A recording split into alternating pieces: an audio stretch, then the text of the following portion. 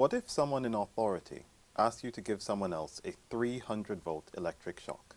Would you do it? Would you do it if you knew that this was a dangerous, possibly fatal shock? Would you give it to a stranger? Do you think a friend of yours might shock this stranger? Do you think a neighbor of yours would shock this stranger? And what would you think of the kind of person who would do this?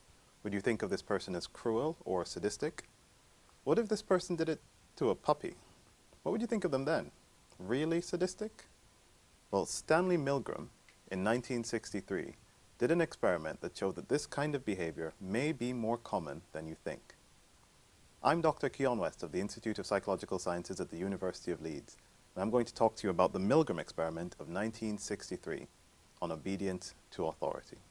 Milgram started these experiments in July of 1961, and this was a very interesting time. It was 3 months after the trial of the Nazi war criminal Adolf Eichmann, which I'm probably pronouncing incorrectly. And there were tough questions about morality and obedience in Europe. Following the horrors of the Nazi Holocaust, many people were asking, what was wrong with the Germans? Were they special? Were they evil in some way? Stanley Milgram wondered a different question.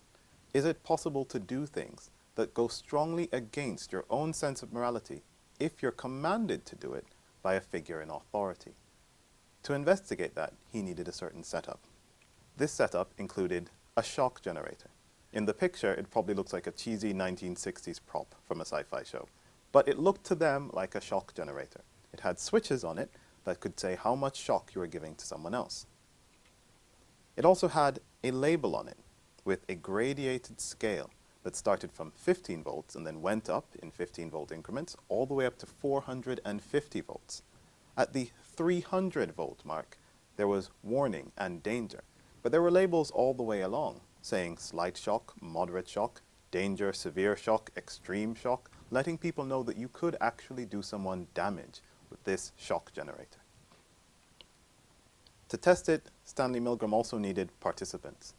To do that, he recruited 40 people, all male, between 20 and 50 years old. And the last thing he then needed to set up this experiment was a Confederate. And I'll explain to you what the Confederate did in a moment.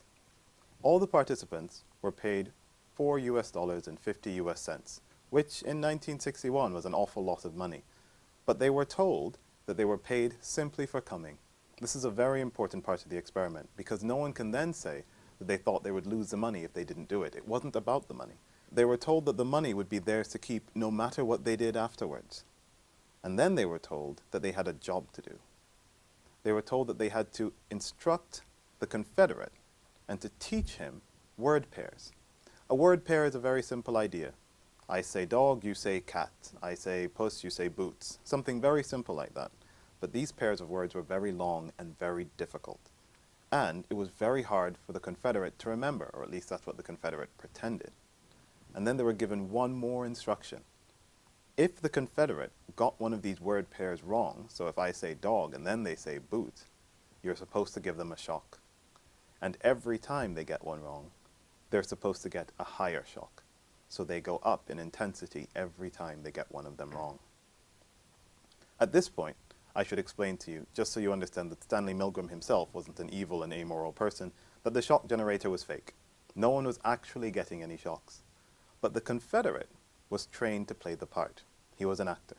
And this was very convincing. To set it up, the Confederate had to come in and be strapped in with electrodes to this fake shock generating machine. They pretended that the Confederate and the experimenter were strangers, that the participant was the only person who was unaware of this relationship. More than that, the Confederate was given very specific instructions. So the Confederate was supposed to complain. The Confederate was supposed to writhe around, supposed to jump, was supposed to shout every time that they got shocked. As they got closer to the 300 point, the Confederate was supposed to complain of a pain in his heart and the fact that he couldn't keep going, that he had health problems. After 300, the Confederate was instructed to go completely silent. And if they kept shocking, the Confederate would no longer complain. They'd no longer make any noise about the experiment. And as far as the participant was concerned, they'd assumed that the Confederate was dead. So now that you know what the setup looks like, and I'll show you a quick picture of what it looks like just so you understand. Again, it's a bit of a blurry 1963 picture, but you can see them strapping in the Confederate. You can see that he looks like a regular guy off the street for 1963, and that he's ready to get these shocks. So if you understand this very convincing setup, where you have the student who is a Confederate, the teacher who is a participant, and the experimenter, Stanley Milgram himself, giving them orders, the question then comes up. How many participants would follow through with the instructions to the end? Now, I'm sure you're wondering, how were they encouraged to follow through? Surely participants didn't want to. Well, Stanley Milgram had no power. He couldn't do anything to them. They were strangers. They got the money for free. As soon as they came in, they got the money. They didn't have to give it back if they didn't comply with the instruction. And they were explicitly told that nothing would happen to them if they walked away. If they refused, he had 4 tactics up his sleeve. They were simply 4 sentences. They refused the first time, he said, please continue. They refused another time, he'd say, the experiment requires that you continue. If they refused a 3rd time, he'd say, it's absolutely essential that you continue. And if they refused a 4th time, he would say, you have no other choice, you must go on. That is the entirety of the arsenal that Stanley Milgram had at his disposal to convince these people to shock another person. How many of them do you think shocked him once? How many of them do you think shocked him up to 30 volts, to 45? What percentage do you think went up to 300 volts?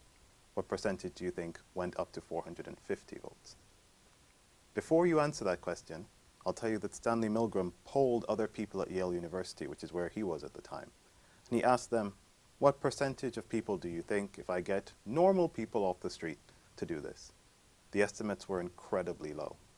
They assumed that between 0 and 3%, at the most, 0 to 3, would take it all the way up to 300, where it said danger, shock. What's your estimate? And I'll give you a second to think about it. Write down the number if you want to be absolutely sure that you guessed. How many people do you think of this 40? What percentage do you think would shock people up to 300? The answer might then surprise you. All of them, 100% of them, continued up to the 300 volt level. And 26 of the 40, that's 65%, most of the participants continued all the way through to the end, even past the point where the Confederate went silent and made no more noise. And as far as they knew, the person was dead. And this changes the nature of the question, would you give someone a 300 volt shock? You probably assume no. You probably assume your friends wouldn't, your neighbors wouldn't. You probably, like the other people at Yale, assumed very few people at all would do it. But Stanley Milgram's experiment showed that in the situation, most, if not all of us, would shock people to an incredible degree, just because someone told us to do it, even though this person had no power over us at all. Now, this doesn't mean that the participants weren't distressed by this. The participants didn't want to shock the other person, and they many times in the experiment said that they wanted to leave, they wanted to quit, or they didn't want to do it at all. I'll read you a short excerpt of something that one of the observers, he also had observers looking at the participants from behind a one-way mirror, what they wrote about the participants while they saw them do it.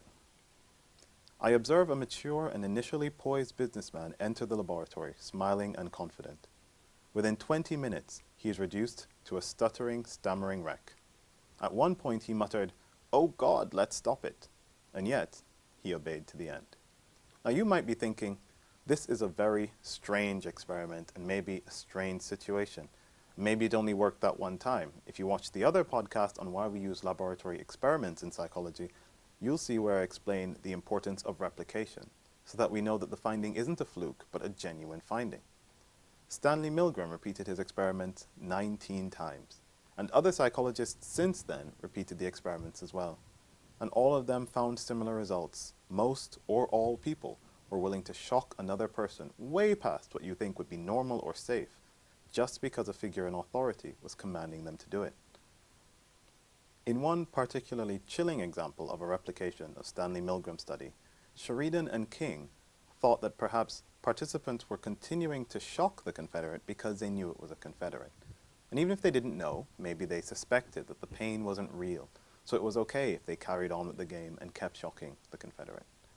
To show that this wasn't the case, in 1972, Sheridan and King used a real victim. They actually attached real electrodes to someone, but it wasn't a person, it was a puppy. And this puppy received real electric shocks for doing things.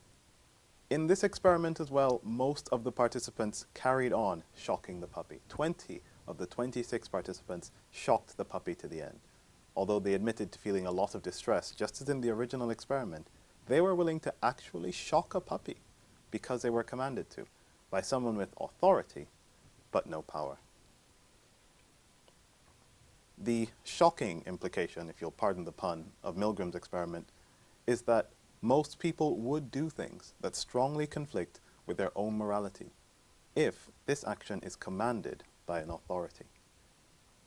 It's worth pointing out that if you have the knowledge, you've already won a certain portion of the battle.